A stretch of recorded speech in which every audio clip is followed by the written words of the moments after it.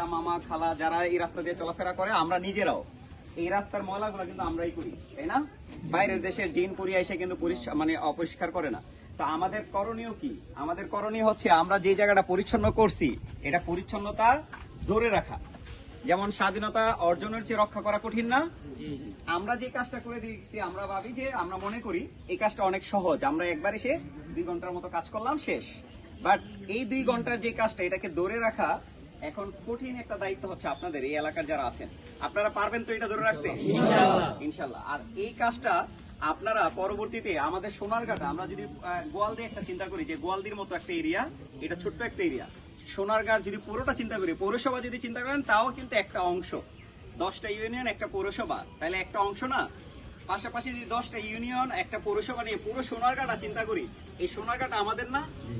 পাশাপাশি এই দেশটাও আমাদের। তো এই সোনারঘাটাকে পরিচ্ছন্ন করতে হলে আপনার